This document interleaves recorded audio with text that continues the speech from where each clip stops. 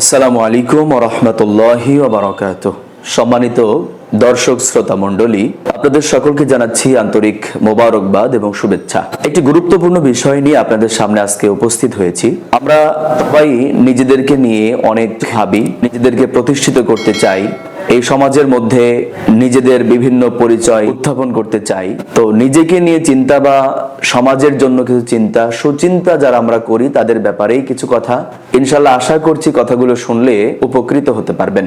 বিশেষ করে আমরা যারা প্রতিষ্ঠান করি, প্রতিষ্ঠান পরিচালক বা প্রতিষ্ঠাতা যারা আমরা আছি বা প্রতিষ্ঠান করব এই নিয়ত যারা করেছি, তাদের সম্পর্কে আজকের আলোচনাটা বেশি উপকারে আসবে। আমি নিজেও একজন প্রতিষ্ঠানের প্রতিষ্ঠাতা পরিচালক।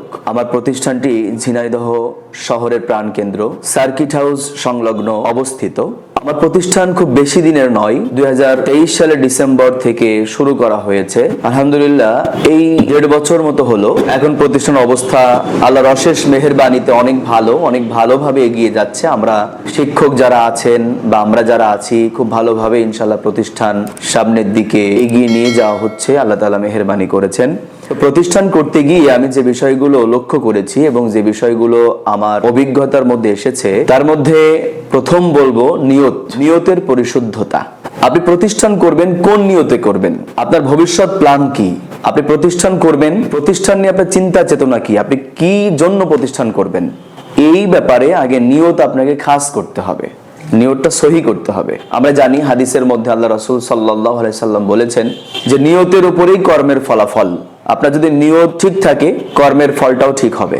যদি নিয়তের মধ্যে বিশুদ্ধতা না থাকে, পরিশুদ্ধ নিয়ত আপনি করতে না পারেন, তাহলে কর্ম হলেও ফল ভালো হবে না। এই জন্যে 1 নম্বরে নিয়ত শুদ্ধ করতে হবে এবং সাহসিকতা। এমনও হতে পারে আপনাকে দুঃসাহস দেখাতে হবে।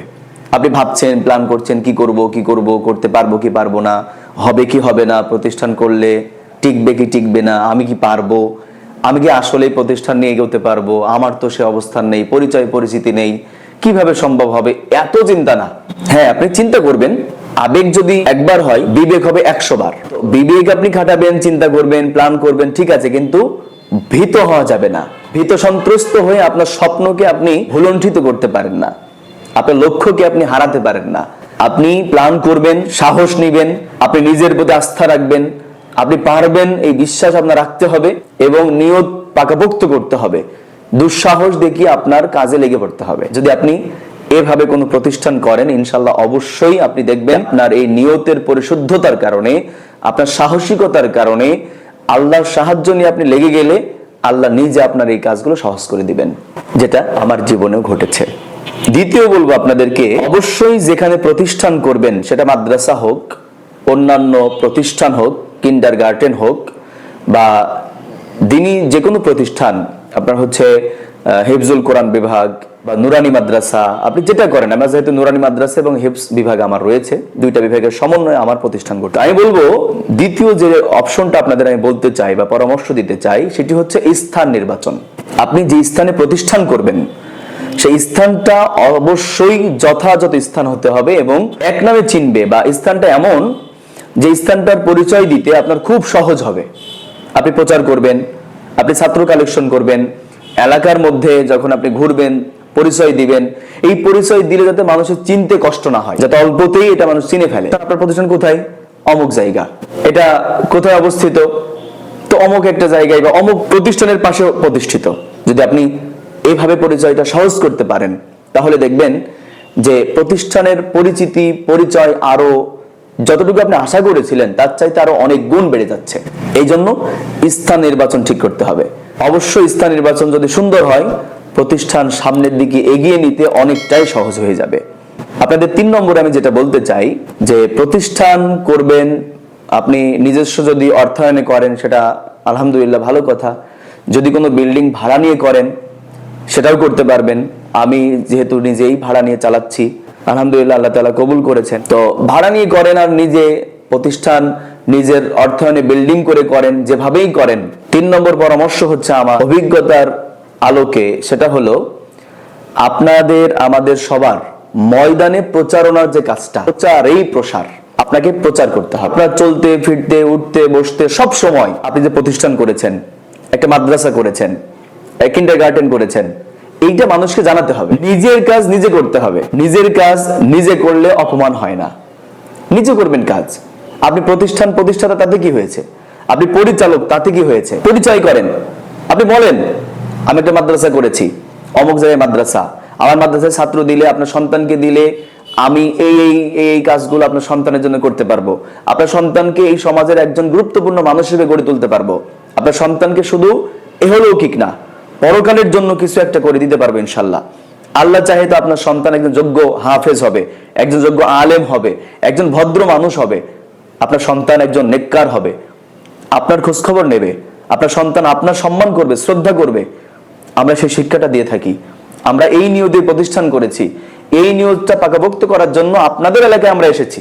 এই এলাকার সমাজ, এই এলাকার মানুষের পরিবর্তনের জন্য, এই এলাকার মধ্যে আলো ছড়িয়ে দেওয়ার জন্য, এই এলাকার মধ্যে দিনের আলো যাতে ছড়িয়ে যায়, এই নিয়ত করে আমরা আপনাদের এলাকায় এসেছি। একটু আসেন আমাদের প্রতিষ্ঠানে, একটু দেখেন আমাদের প্রতিষ্ঠানটি, দেখেন আমাদের লেখাপড়াগুলো আমরা কেমন করাই বা কেমন আমরা লেখাপড়াগুলো করাবো। একটু দেখেন এই যে আমাদের সিলেবাসটা একটু দেখেন। আমরা অমুক বোর্ডের আন্ডারে আছি, আমরা অমুক বোর্ডের কর্তৃত্বে পরিচালিত হব। আমরা আমাদের এই সিলেবাসগুলো এরকম এরকম আছে। প্লেস সিলেবাস দেখেন এরকম, নার্সারি এরকম। শুধু কি আপনারা মনে করছেন মাদ্রাসায় দিলে শুধু আরবি পড়বে? না না, শুধু আরবি পড়বে না, শুধু আরবি পড়বে না। দুনিয়ায় চলতে হলে ডান হাত প্রয়োজন, বাম হাত প্রয়োজন। আমাদের সন্তানগুলো শুধু আরবিই পড়বে না, বাংলা, অঙ্ক, ইংরেজি। অন্যান্য প্রতিষ্ঠান থেকে আমাদের মাদ্রাসা বা দ্বীনি প্রতিষ্ঠান নুরানি মাদ্রাসায় আরো সুন্দর হয়ে গড়ে উঠবে। আপনি দিয়েই দেখেন, সিলেবাসটা অন্তত দেখেন, বইগুলো একটু দেখেন কত সুন্দর করে সাজানো। যদি আপনি এইভাবে প্রচার করতে থাকেন, কথার মধ্যে যদি আপনি কোনো গোপনীয়তা না রাখেন, আপনি সত্যই বলবেন, মিথ্যার একটা আশ্রয় নিবেন না। আপনি অবশ্যই সত্যতা তুলে ধরবেন।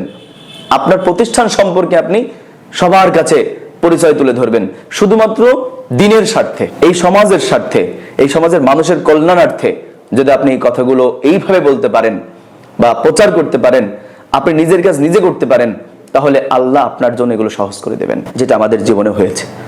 আপনি ব্যানার মারবেন, ফেস্টুন মারবেন, পোস্টার মারবেন, হ্যান্ডবিল বিতরণ করবেন, নিজে করেন, সমস্যা কোথায়? আপনি প্রতিষ্ঠান পরিচালক, তাতে কি হয়েছে?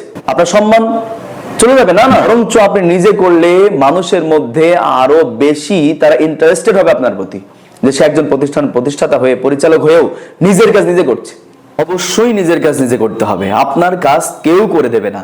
আপনি আপনার কাজ যেভাবে করতে পারবেন, আপনার ওইভাবে আপনার কাজ কেউ করবে না। প্রতিষ্ঠান আপনার, আপনি পারিশ্রমিক দেবেন, সব দেবেন, তারপর আপনার মনোপুত অনেক সময় কাজ হবে না। এই জন্য নিজে কাজ করতে হবে। চতুর্থ যে কথাটি এবং শেষ যে পরামর্শটি আমি দিব, সেটি হচ্ছে ধৈর্য। আপনাকে প্রচুর ধৈর্যশীল হতে হবে। ধৈর্যের যত সীমা আছে, সেই সীমাগুলো আপনার মধ্যে আনতে হবে। যদি আপনি ধৈর্য হারিয়ে ফেলেন, আমি প্রতিষ্ঠান করার আগে আমাকে অনেকেই বলতো সম্ভব না, পারবেন না, হবে না, আপনার শহরে কেউ চেনে না। হ্যাঁ, সত্যি আমাকে কেউ চিনতো না। আমি যেখানে প্রতিষ্ঠান করেছি আমাকে কেউ চিনতো না, জানতো না, কেউ কোনোদিন আমাকে দেখেনি, আমিও কাউকে দেখিনি। কিন্তু নিয়ত শুদ্ধ করে, পরিশুদ্ধ নিয়ত নিয়ে, সাহসিকতা নিয়ে, বলা যায় দুঃসাহস নিয়ে কাজ শুরু করেছিলাম। যারা আমাকে বলতো এই প্রতিষ্ঠানে 3 বছর লস দিতে হবে, 3 বছর ক্ষতিগ্রস্ত হতে হবে, 3 বছর, 4 বছর, 5 বছর পরে হয়তো বা কিছুটা উন্নতি হতে পারে বা এরকম হতে পারে।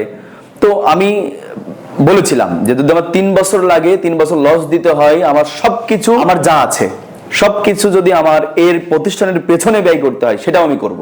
প্ল্যান করে, ধৈর্য ধরে, সাহসিকতা নিয়ে, সুন্দর স্থান আল্লাহর পক্ষ থেকে নির্বাচিত হয়েছে, সেই স্থানকে নিয়ে ধৈর্যের মানে যত সীমা আছে, সেই সীমাগুলো নিজের মধ্যে এনে, নিজেকে বুঝ দিয়ে, একদম দাঁতে কামড়িয়ে দাঁড়িয়ে থাকার পরে, যেটা আমার 3 বছরে হওয়া দরকার ছিল বা মানুষের কথা ছিল 3-4 বছর লেগে যাবে, 5 বছর লেগে যাবে, শুধুমাত্র নিয়তের পরিশুদ্ধতা, স্থানের সৌন্দর্যতা, ময়দানে প্রচারণা এবং ধৈর্যের এই পরিপূর্ণ সীমাটা রাখার কারণে যেটা 5 বছরে দরকার ছিল, সেটা আল্লাহর অশেষ মেহেরবানিতে 1 বছরের মধ্যে আল্লাহ করে দিয়েছেন। অনেক ভালোভাবে এখন আমরা প্রতিষ্ঠান নিয়ে স্বপ্ন দেখছি। আমাদের প্রতিষ্ঠানে প্রায় 10 জন মানুষের কর্মসংস্থান তৈরি হয়েছে। আল্লাহর অশেষ মেহেরবানিতে তারা এখান থেকে কিছুটা হলেও রিজিক পাচ্ছেন। এই এলাকার অনেক মানুষ, যে এলাকায় আমরা প্রতিষ্ঠান করেছি, সেই এলাকায় অনেক মানুষ আলহামদুলিল্লাহ এই প্রতিষ্ঠানের শুভাকাঙ্ক্ষী হয়েছে, প্রতিষ্ঠানের জন্য দোয়া করছে, সন্তান দিয়ে প্রতিষ্ঠান থেকে সেই সন্তানের মধ্য দিয়ে অনেক দিন তারা পাচ্ছে, শিক্ষাগুলো পাচ্ছে।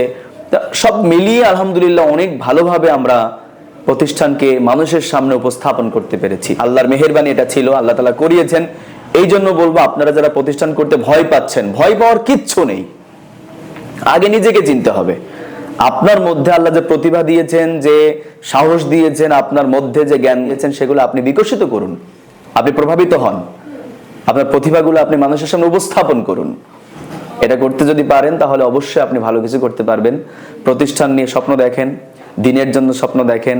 এই প্রতিষ্ঠান শুধুমাত্র অর্থ ইনকামের জন্য না, আপনার এই প্রতিষ্ঠান করবেন শুধুমাত্র দিনের জন্য, আল্লাহর জন্য। আপনি একদিন থাকবেন না, আপনি চলে যাবেন, কিন্তু আপনার প্রতিষ্ঠান আজীবন থেকে যাবে। আমাদের ঝিনাইদহের গর্ব ডক্টর আব্দুল্লাহ জাহাঙ্গীর স্যার রাহিমাহুল্লাহ, তিনি 2016 সালে দুনিয়ার থেকে বিদায় নিয়েছেন। দীর্ঘ 10 বছর হয়ে গেল। তার প্রতিষ্ঠান এখন বিল্ডিং এর পরে বিল্ডিং হচ্ছে। হাজার হাজার ছাত্র ছাত্রী তার প্রতিষ্ঠানে লেখাপড়া করছে, দিন শিখছে। মানুষটা চলে গেছে, কিন্তু প্রতিষ্ঠানের অগণিত সওয়াব, ছাত্রছাত্রীদের যে শিক্ষাগুলো, দিনী শিক্ষার অগণিত সওয়াবগুলো তার কবরে পৌঁছাচ্ছে। এটা আমরা হাদিস থেকে প্রমাণ পাই। এই জন্য শুধুমাত্র দুনিয়ার স্বার্থে না, ইনকামের স্বার্থে না, আপনি যদি আল্লাহর জন্য করেন, দিনের জন্য করেন, দুনিয়াও কামাতে পারবেন, দিনও কামাতে পারবেন, আখিরাতও কামাতে পারবেন। নিয়তের পরিশুদ্ধতা নিয়ে সামনের দিকে এগিয়ে যান, ইনশাল্লাহ ভালো কিছু করতে পারবেন। আপনাদের আহ্বান থাকলো, যদি সুযোগ হয়, আমাদের প্রতিষ্ঠান ঝিনাইদহ শহরের একদম প্রাণকেন্দ্র সার্কিট হাউস সংলগ্ন হরিষাকুণ্ডু হাজীবাড়ি ঝিনাইদহে, যদি আপনারা কোনোদিন সুযোগ হয় প্রতিষ্ঠানে এসে দেখতে পারেন, দেখে যাবেন লেখাপড়ার মান কেমন, প্রতিষ্ঠান কেমন। ইনশাল্লাহ আপনাদের প্রতি আহ্বান জানাচ্ছি, এবং পরবর্তীতে আমরা আরো কিছু বিষয় আপনাদের সামনে উপস্থাপন করব, প্রতিষ্ঠান সম্পর্কে আরো কিছু বিষয় আপনাদের সামনে তুলে ধরব। আশা করছি ধারাবাহিক এই ভিডিওগুলো দেখলে বা প্রতিষ্ঠান কেন্দ্রিক কথাগুলো শুনলে আপনারা উপকৃত হতে পারবেন। আজকের মতো এখানে শেষ করছি। সবার কাছে দোয়া চেয়ে, দোয়া করে বিদায় নিচ্ছি। ওয়া মা তাওফিকি ইল্লা বিল্লাহ। আসসালামু আলাইকুম ওয়া রাহমাতুল্লাহ।